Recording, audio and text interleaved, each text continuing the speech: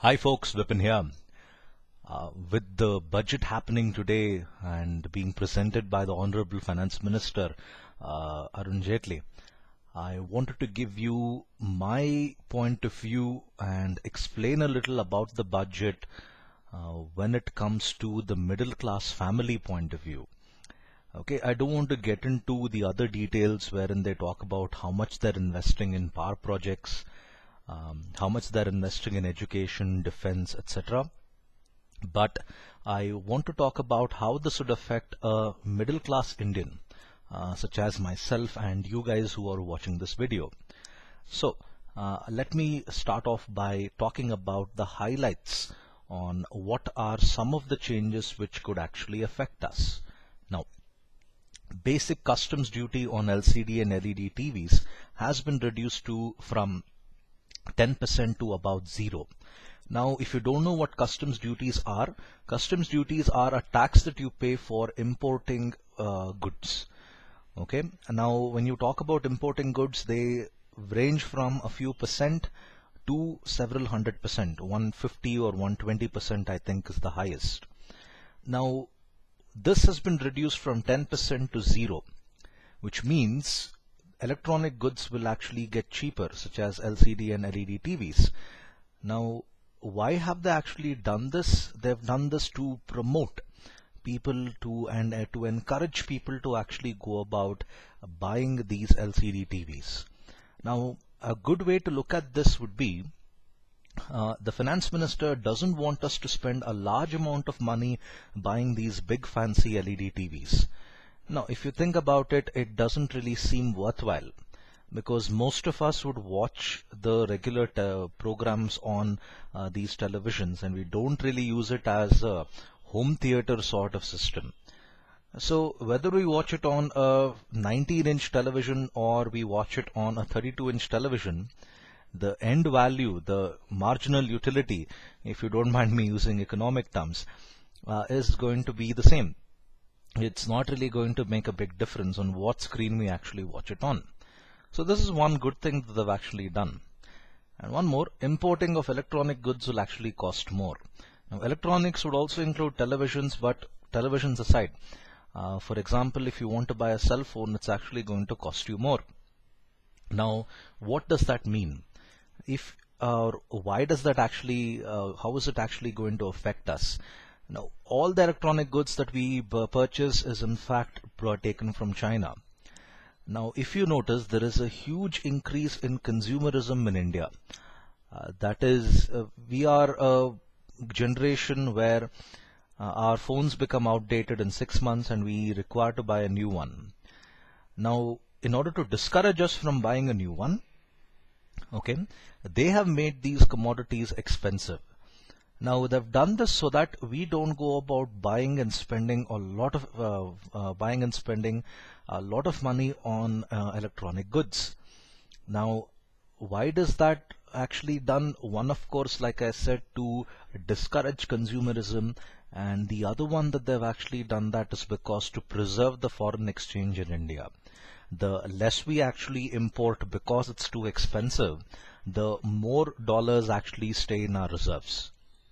So he's also mentioned that a cess would be introduced.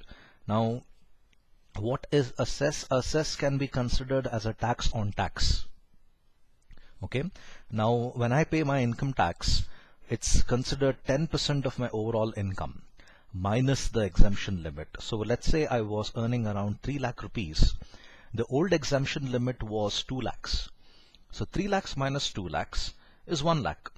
And 10% of 1 lakh is the amount of tax I need to pay.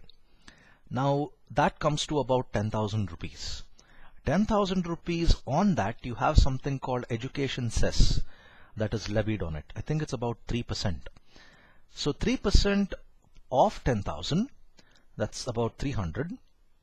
The total amount of money I need to pay is 10,300. So cess is like a tax on tax, you could say. And now you could see an additional slot in the billing system when you go about buying these electronic goods. Now, we would all pay VAT. You could have a cess wherein it's a tax on the VAT amount that is actually required to pay. So let's say a cess of 2% has been introduced and the VAT that you've paid is 100 rupees. 2% of 100 rupees is 2 rupees, so you'll have to be actually paying 102 now, rather than the previous case where you actually paid just 100. So this is what they mean by a cess. And then sugary carbonated drinks to actually become costlier, good.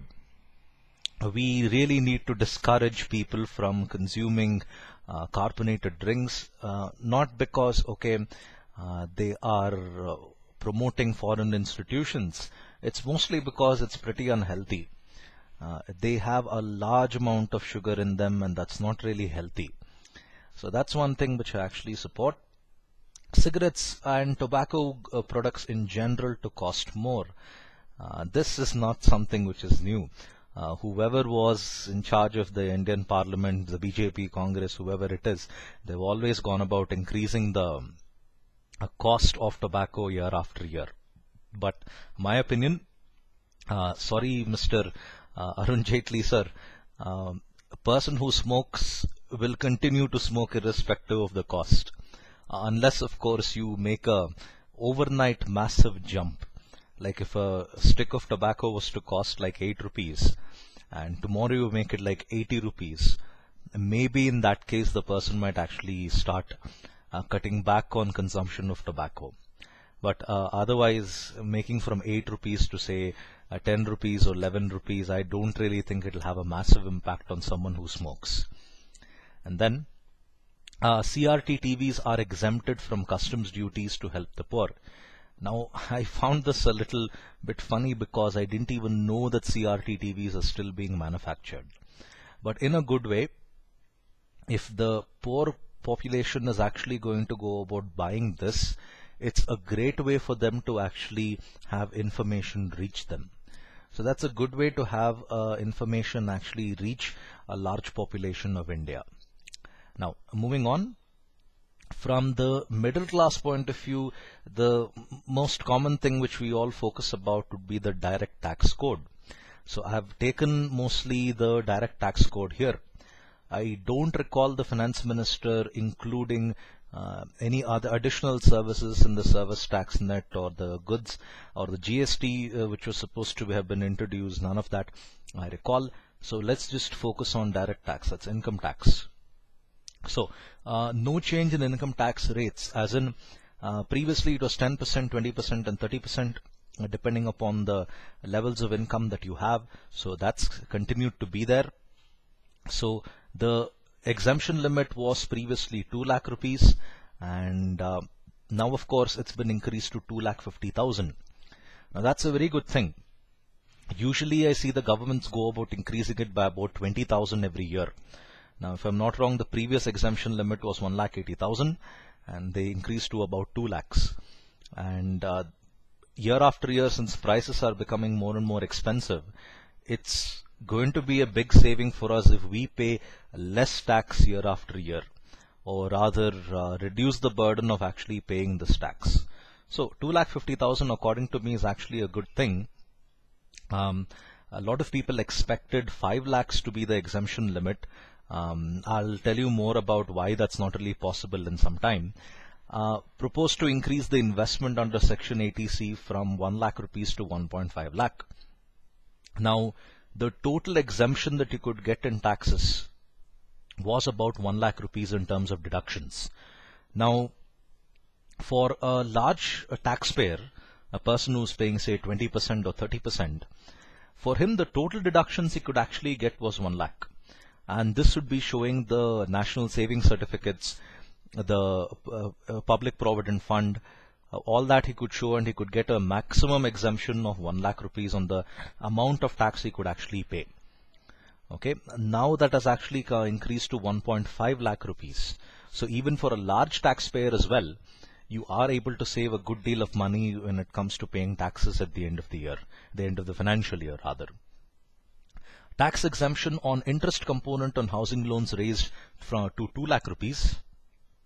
Previously it was 1.5 lakh. This is a good way to again increase the savings for people when it comes to paying tax. I had a colleague who would spend around, I think around 80,000 per year just on the housing loan interest rate. and he could claim this as a deduction for his income tax. Now he can show a lot more and get better savings for the amount of money he needs to pay in the form of tax. And then senior citizens, the limit has increased from 2.5 lakh to 3 lakh rupees. So a lot of pensioners would be extremely happy about this, especially those who worked abroad for many years and are now settled in India.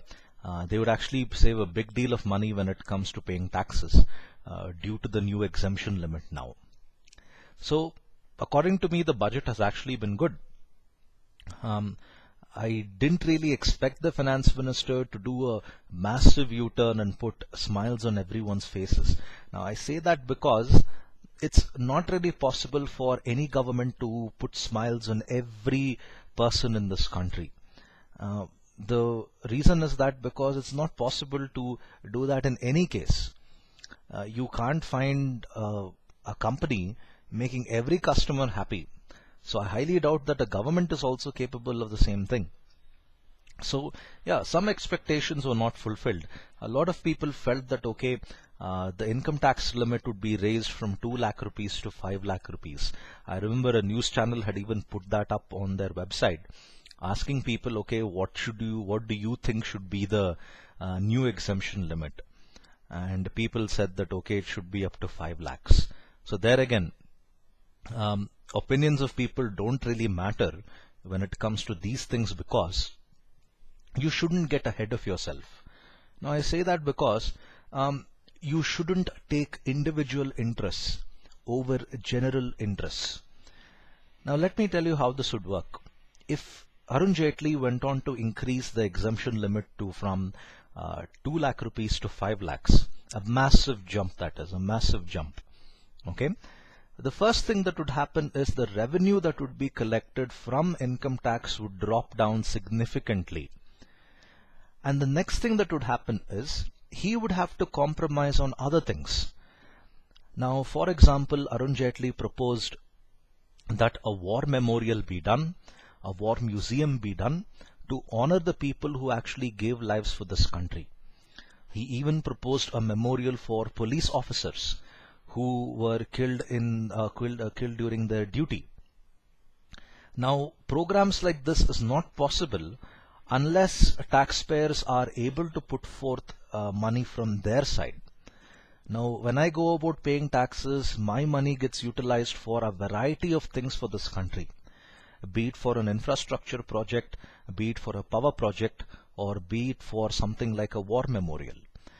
Now, I am a source of fund for the government. Now, if I am no longer a source of fund for the government, the total amount of money the government is actually able to collect is also going to drop down. And a person might say, it's okay, you are saving money for the citizen, we can always borrow and repay them. Getting into debt, be it an individual or a country, is never a wise thing to do.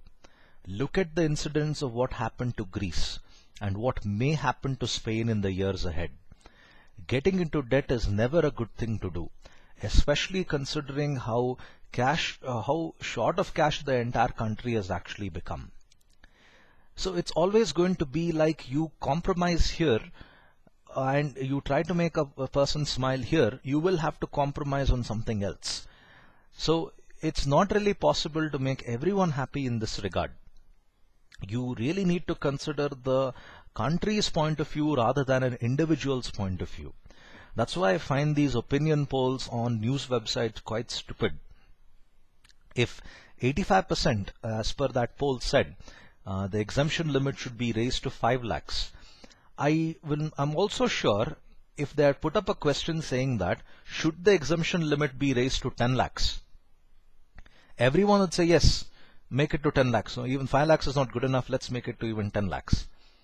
That's an individual's interest. You should look at the budget from the country's point of view. And I am also quite happy because Arun Jaitley went on to say the opposition party called this budget as a 100 crore budget, because he proposed 100 crores for the war memorial, 100 crores for the study required to do the river linking projects, all that. Not just the study for the river linking projects, and a host of other things. like 100 crores has been allotted for encouraging women to save from a very young age and making sure they have adequate money during the time of marriage or for education, all that. So most of the plans have actually got the 100 crore allotment. And the opposition party has, of course, went on to say, oh, it's a 100 crore budget. And Arun Jaitley has given a very smart reply saying that if you think everything has been a 100 crore budget, then you've not understood the whole thing properly. And once again, my views on this is a very rational point of view. I always believe that, okay, whatever the government does is from the general interests of the country and not an individual's interest of the country.